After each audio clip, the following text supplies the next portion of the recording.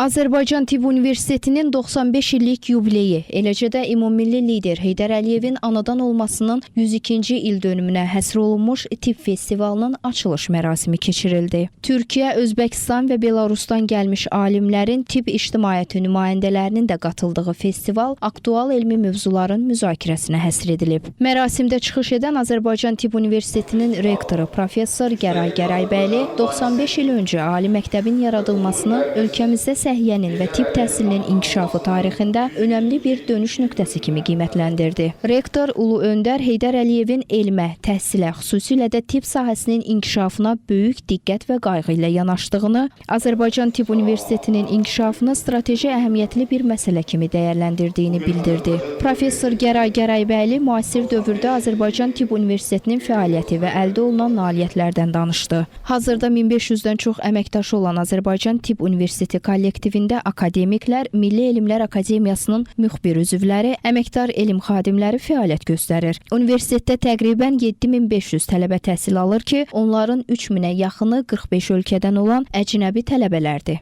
Rektor qeyd etdi ki, hazırda Azərbaycan Tibb Universiteti EduRank və High Index Azərbaycan kimi nüfuzlu beynəlxalq platformalarda yüksək mövqe tutmağa çalışır. Həm yerli, həm də xarici ali məktəblərlə əlaqələri gücləndirən Azərbaycan Tibb Universiteti 25-dən çox ölkə və 110-dan artıq universitet və elmi təşkilatla əməkdaşlıq edir. Müxtəlif beynəlxalq proqramlar vasitəsilə tələbə və müəllimlərin mübadiləsi uğurla həyata keçirilir. Bugünkü tədbirimizdə universitetimizin beynəlxalq əlaqələrin artması nəticəsində yaranmış əlaqələrin təsdiqi olaraq bir sıra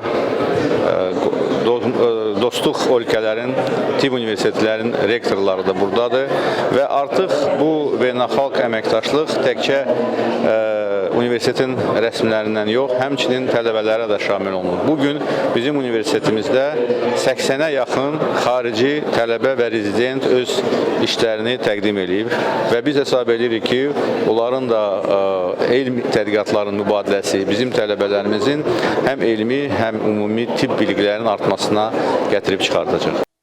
Daha sonra Azərbaycan Tibb Universitetinin 95 illik tarixindən və bugünündən bəhs edən film nümayiş olundu. Qeyd edək ki, növbəti günlərdə tibb festivalı öz işini paralel panel sessiyalarla davam etdirəcək. Bir neçə məkanda baş tutacaq sessiyalarda daxili xəstəliklər, radiologiya, nevrologiya, klinik mikrobiologiya, pediatriya, cərrahiyyə sahəsində yeniliklərə, müasir çağırışlara həsr olunmuş təqdimatlar keçiriləcək, elmi müzakirələr aparılacaq. 3 gün ərzində keçiriləcək tibb festivalında təqdim olunacaq məruzələr, panel sessiyaları, interaktiv tədbirlər həm gənc tədqiqatçılar, həm də təcrübəli alimlər üçün yeni elmi baxışların formalaşması baxımından faydalı olacaq. Tibb elmi və tibb təhsilinin inkişafına dəyərli töhfələr verəcək. Festival çərçivəsində ATUREK 13 konfransı və Azərbaycan Tibb Universiteti Tələbə Elmi Cəmiyyətinin yekun konfransı da baş tutacaq. Tibb festivalına mayın 8-də geniş konsert proqramı ilə yekun vurulacaq. Jalə Novruzova, Rüstəm Abdullayev, Real TV.